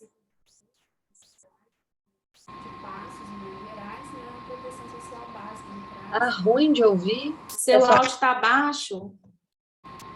Eu acho que ele está com um pouco de problema. Vou tentar falar qualquer coisa, eu coloco no chat, mas a minha dúvida é a gestão, né, foi passado por nós que o psicólogo, ele, em relação ao relatório, nós não poderíamos colocar relatório social, já que no meu município a lei municipal está ultrapassada, e aí o relatório é privativo do assistente social, isso já foi levado para o Conselho Municipal, eles estão analisando para fazer esse alinhamento aí com a lei já, né?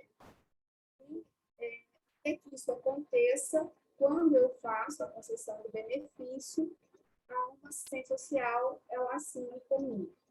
E aí, eles voltaram no relatório falando que eu não poderia colocar relatório social, e sim relatório circunstancial, porque o CREAS coloca que relatório social é somente o assistente social. E eu sempre estudo bastante, eu atuo na assistência social desde 2013, procuro conhecer a tipificação e eu não consegui achar nada a respeito. Então, hoje eu até quis muito participar para fazer essa colocação e eu gostaria de saber se vocês sabem a respeito, como que vocês veem isso, essa situação.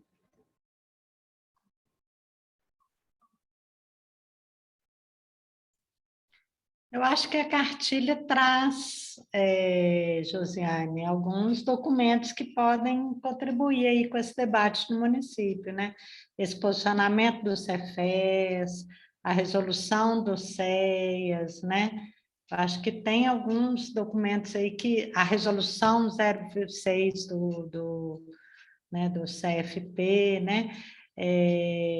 E principalmente, eu acho que um discurso, né, que a gente já falou aqui, que é fundamental da gente trabalhar, e isso fala para nós também, é que não tem função privativa no SUAS, não tem nossa e não tem do serviço social, as funções são as mesmas, as atividades são as mesmas, né? Nós também não fazemos psicoterapia, né? Então, o serviço social também não faz parecer social, o que é privativo deles é o parecer social, né? O laudo social deles, né? O relatório não, o relatório qualquer profissional pode fazer, né? Então, nós também podemos fazer o relatório desde que foi entendido que né, do protocolo de gestão integrada, né, então a gente faz um relatório de acompanhamento, né, então, da equipe de referência. Então, eu acho que a gente tem que dizer e repetir, não tem função privativa no SUAS, né? Nem do psicólogo, nem do assistente social. É isso aí. Muito bom. Bom, gente, então, são muitas questões, né? A história está em construção, e é isso. E a cartilha está aí também para vocês levarem, né, gente? Leva para o gestor. Gente, está aí nos conselhos. A cartilha oficial do Conselho Regional de Psicologia, né? Isso, está aí no chat, vocês distribuam aí na Secretaria de Assistência Social do município. Eu acho que carece uma discussão também, sabe? Igual assim, temos esse espaço aqui agora e às vezes tem o controle social também até para levar no caso, essas contribuições de todo esse referencial que trouxe, né, para poder ter esse estudo continuado também nesse movimento dessa construção da política de assistência social.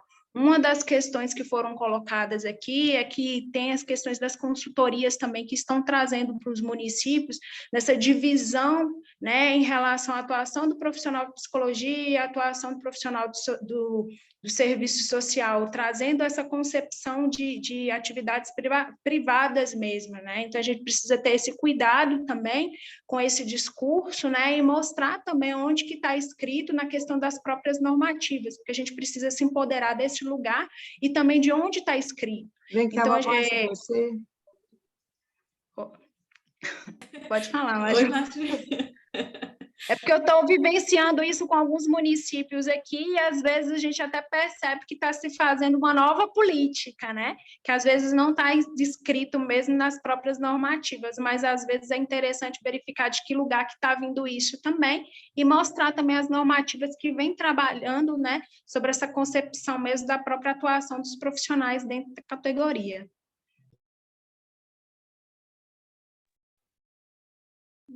Desculpa, aquela hora eu achei que eu estava com o áudio fechado. Agora, eu só queria, Marlene, antes de você fechar, acho que isso que Laila falou é muito importante, eu acho que isso, quando ela fala que tem consultorias, né, difundindo nos municípios essa visão equivocada, eu acho que quando alguém souber sobre isso, acho que é importante falar e trazer para os conselhos, né, e para o próprio CMAS, para a CEDES, porque eu acho que esse é um risco muito grande, acho que né, nós estamos fazendo todo um trabalho para tentar, apesar do contexto adverso, né, do governo federal atual, para tentar uniformizar isso, então acho que é importante acompanhar isso. Mas eu acho que pessoas como Laila, né, que tem uma atuação numa região muito grande, estou vendo as meninas, tem aquela aqui da CEDES também, outras pessoas, e eu acho que eu queria só falar também que eu estou vendo a Rosana aqui também do blog, eu acho que isso é bem bacana, porque é um espaço, né, de divulgação da cartilha bem legal, então acho que é também bem bacana. A gente já teve aqui, eu tenho olhado aqui, quase 70 pessoas depois que eu entrei, porque eu tive muito problema para entrar, para variar, e aí eu acho que isso é bem legal, viu? Turma que fez a cartilha, estou muito orgulhosa, fiz muita questão de entrar aqui hoje, apesar de todas as minhas dificuldades, porque eu acho que é um marco, viu, Débora e todo mundo aí que ficou junto, que escreveu junto, que se dedicou, mas parabéns de verdade, a gente que está perto sabe como foi difícil, né, chegar nesse produto finalizado aí que vocês estão disponibilizando, então queria, né, dar os parabéns e destacar um pouco essas presenças, que eu acho muito importante, porque a capacidade de capilaridade, né, que essas pessoas possuem é bem bacana. Isso aí, gente. Então, gente, é isso, assim, agradecer muito, muito a presença de todas e todos aqui, né, nessa noite. A Rosana, tá aí, a Vanessa, né, ela fala que lá em Contagem, a gestão do trabalho de Contagem disponibilizou o convite para todo mundo na secretaria, né? Maravilha!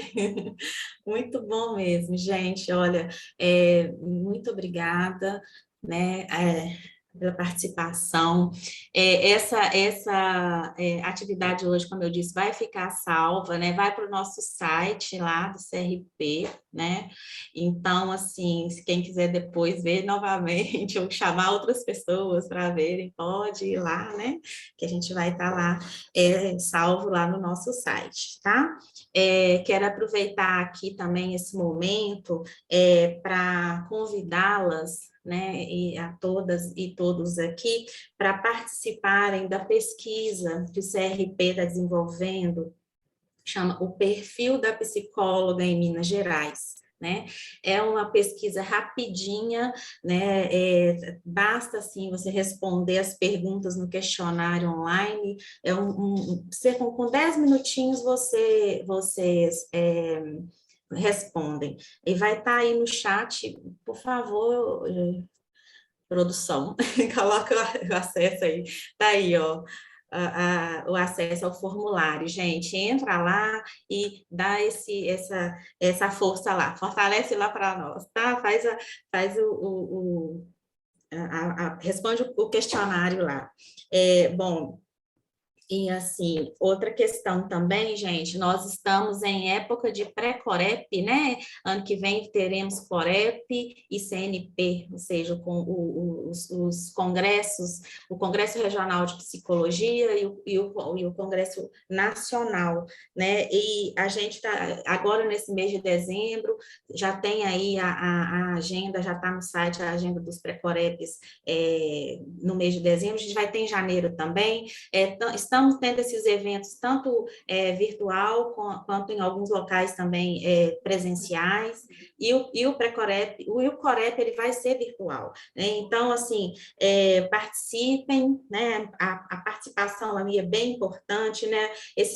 O Congresso Regional de Psicologia, ele é realizado a cada 3 anos, e assim, é um momento muito importante, né? De participação mesmo da categoria, para a gente poder construir a psicologia que a gente quer, né? Então, assim, é importante a gente participar e a gente dar lá nossas contribuições, né? Nós que somos do SUAS, temos tantas aqui, tantas demandas, né? Muitas dessas demandas que a gente está trazendo produto aqui do conselho, né, que está lá na cartilha, saiu lá do CNP, né? Então, assim, é um momento muito importante para a categoria.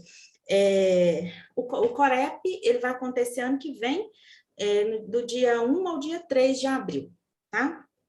Então, assim, é só entrar lá no site também, quem quiser mais informações a respeito, que está tudo lá no site, as agendas e tudo, né? O que mais? Ah, tá, eu queria também colocar para vocês que o ano que vem, em maio, a gente, a Comissão Nacional de Psicologia na Assistência Social, que é a COMPAS, né, ela já é uma comissão do CFP, ela vai fazer a segunda mostra de psicologia no SUAS, e nós vamos recepcionar, né? É um evento do federal, mas ele vai ser realizado em Belo Horizonte o ano que vem, vai ser presencial, assim, se a Covid, né, Ômicron deixar. Eu espero, tenho fé que vai ser possível. A gente pretende recepcionar esse evento, a segunda mostra de psicologia no SUAS, que vai acontecer de 6 e 7 de maio, em Belo Horizonte. E aí, quando estiver se aproximando a época, a gente vai divulgar para que vocês possam inscrever trabalhos, né, se inscrever para participar, né, para a gente poder fazer caravanas aí do estado para Belo Horizonte, para a gente poder se encontrar e falar e conversar mais sobre a psicologia no SUAS, a nossa prática, né, a nossa atuação. Bom, e é isso, gente. Então, assim, mais uma vez agradeço a presença de todo mundo. E, desculpa a minha indelicadeza, estou me esquecendo, gente. Vocês, colegas queridas, que contribuíram aqui com a gente, podem também fazer aí suas últimas contribuições e despedidas da galera, gente. Desculpa. Vamos lá. Eu agradeço e passo a bola aí para as colegas.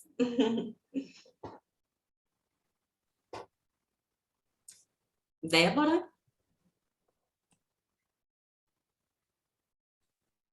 Eu só tenho que externar mesmo minha alegria, né?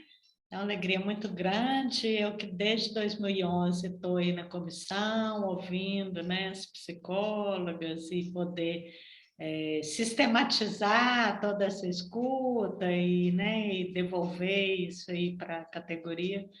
É uma alegria muito grande. E foi muito bacana o processo, né? A gente foi coletivo, cada um trazendo, né? As suas, suas questões, os seus lugares de fala. Acho que foi muito legal.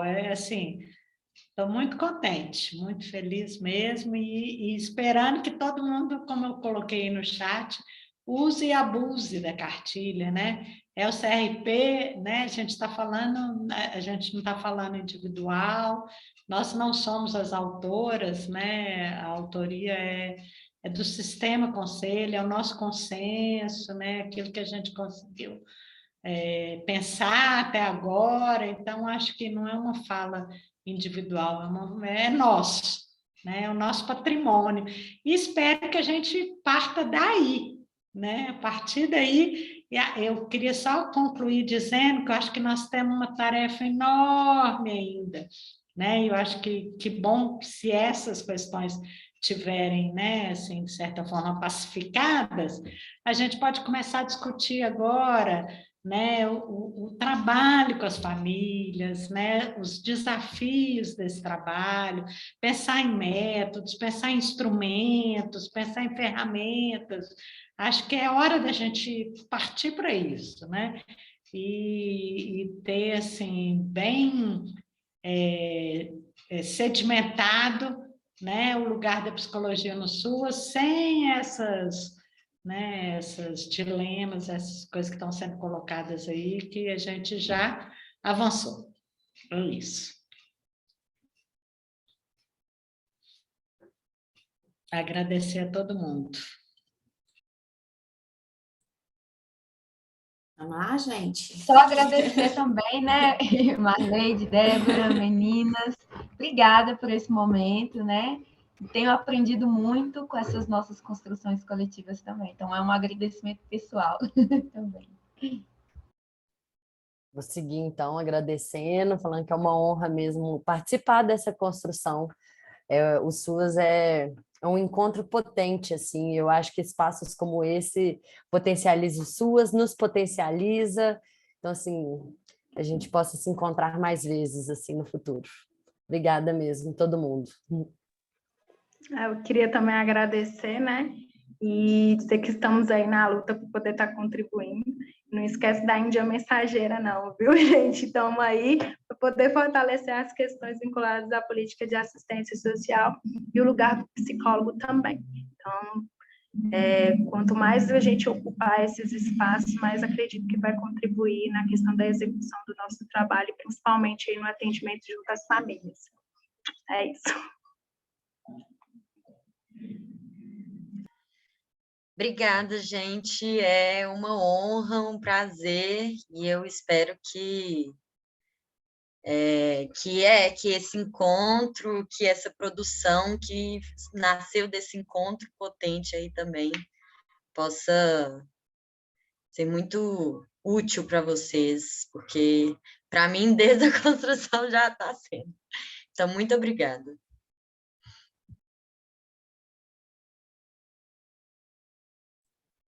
Ana? Obrigada, meninas. Obrigada a todos. Excelentes contribuições. Que bom, gente. Então é isso aí. Boa noite para todo mundo. Beijos. E a gente se encontra na luta.